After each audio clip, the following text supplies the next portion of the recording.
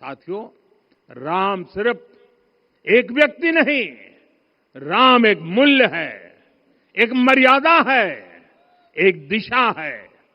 अगर भारत को साल 2047 तक विकसित बनाना है, अगर समाज को सामर्थ्यवान बनाना है, तो हमें अपने भीतर राम को जगाना होगा। हमें अपने भीतर के राम की प्राण प्रतिष्ठा करनी होगी। और इस संकल्प के लिए आज से बेहतर दिन और क्या हो सकता है। साथियों, 25 नवंबर का यह ऐतिहासिक दिन अपनी विरासत पर गर्व का एक और अद्भुत क्षण लेकर आया है। इसकी वजह है धर्म ध्वजा पर अंकित कोविदार वृक्ष।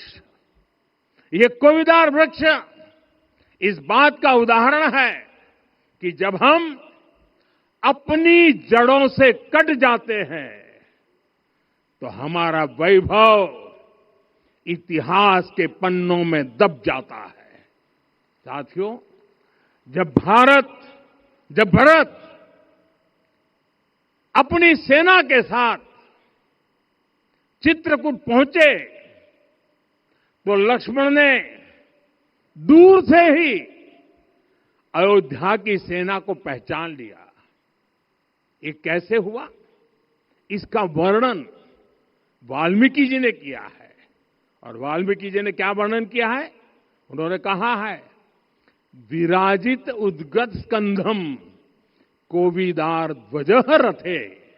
लक्ष्मण कहते हैं, राम, सामने जो तेजस्वी प्रकाश में विशाल वृक्ष जैसा ध्वज दिखाई दे रहा है, वही अयोध्या की सेना का ध्वज है। उस पर कोविदार का शुभ चिन्ह अंकित है। साथियों, आज जब राम मंदिर के प्रांगण में कोविदार फिर से प्रतिष्ठित हो रहा है, यह केवल एक वृक्ष की वापसी नहीं है, यह हमारी स्मृति की वापसी है, हमारी अस्मिता का पुनर्जागरण है, हमारी स्वाभिमानी सभ्यता का पुनः उद्घोष है। कोविदार वृक्ष हमें याद दिलाता है कि जब हम अपनी पहचान भूलते हैं तो हम स्वयं को खो देते हैं, और जब पहचान लौटती है तो राष्ट्र का आत्मविश्वास भी लौट आता है। और इसलिए मैं कहता हूं, देश को आगे बढ़ना है तो अपनी विरासत पर गर्व करना होगा। साथियों, अपनी विरासत पर गर्व के साथ साथ एक और बात भी महत्वपूर्ण है, और वो है गुलामी की मानसिकता से पूरी तरह मुक्ति। आज से 190 साल पहले 190 साल पहले साल 1835 में 1835 में मैकाले नाम के एक अंग्रेज ने भारत को अपनी जड़ों से उखाड़ने के बीज बोए थे। मैकाले ने भारत में मानसिक गुलामी की नींव रखी थी। 10 साल बाद यानी 2035 में उस अपवित्र घटना को 200 वर्ष पूरे हो रहे हैं।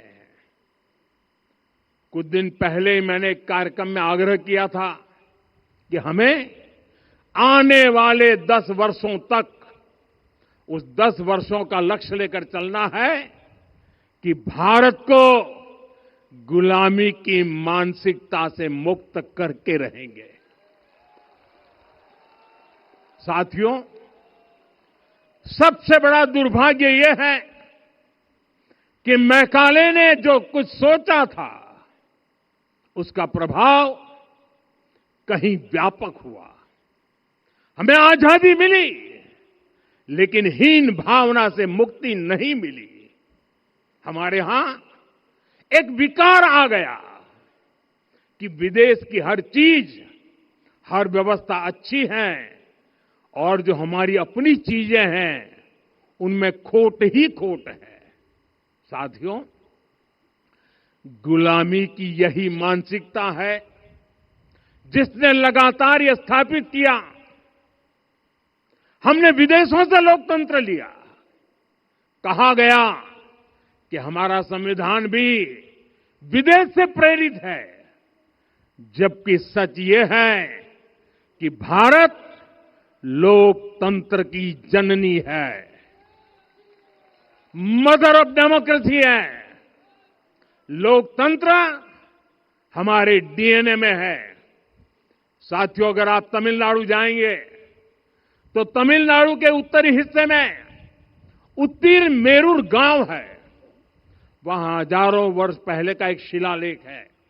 उसमें बताया गया है कि उस कालखंड में भी कैसे लोकतांत्रिक तरीके से शासन व्यवस्था चलती थी, लोग कैसे सरकार चुनते थे। लेकिन हमारे यहां तो मैग्ना कार्टा की प्रशंसा का ही चलन रहा। हमारे यहां भगवान बसवन्ना, उनके अनुभव मंटपा की जानकारी भी सीमित रखी गई। अनुभव मंटपा यानी जहां सामाजिक, धार्मिक और आर्थिक विषयों पर सार्वजनिक बहस होती थी, जहां सामूहिक सहमति से निर्णय लिए जाते थे। लेकिन गुलामी की मानसिकता के कारण इस भारत की कितनी ही पीढ़ियों को इस जानकारी से भी वंचित रखा गया। साथियों, हमारी व्यवस्था के हर कोने में गुलामी की इस मानसिकता ने डेरा डाला हुआ था। अब याद करिए, भारतीय नौसेना का ध्वज सदियों तक उस ध्वज पर ऐसे प्रतीक बने रहे जिनका हमारी सभ्यता, हमारी शक्ति, हमारी विरासत से कोई संबंध नहीं था। अब हमने नौसेना के ध्वज से गुलामी के हर प्रतीक को हटाया है। हमने छत्रपति शिवाजी महाराज की विरासत को स्थापित किया है। और ये सिर्फ एक डिजाइन में बदलाव नहीं हुआ, ये मानसिकता बदलने का क्षण था। ये वो घोषणा थी कि भारत अब अपनी शक्ति अपने प्रतीकों से परिभाषित करेगा, न कि किसी और की विरासत से। और साथियों, यही परिवर्तन आज अयोध्या में भी दिख रहा है।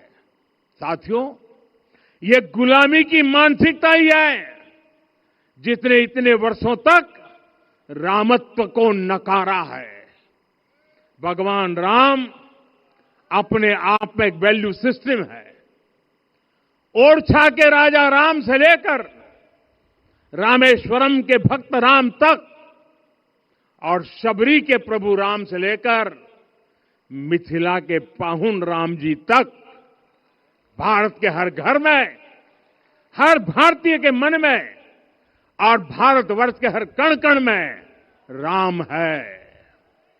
लेकिन गुलामी की मानसिकता इतनी हावी हो गई कि प्रभु राम को भी काल्पनिक घोषित किया जाने लगा। साथियों, अगर हम ठान लें अगले 10 साल में मानसिक गुलामी से पूरी तरह मुक्ति पा लेंगे, और तब जाकर के ऐसी ज्वाला प्रज्वलित होगी, ऐसा आत्मविश्वास बढ़ेगा कि 2047 तक विकसित भारत का सपना पूरा होने से भारत को कोई रोक नहीं पाएगा।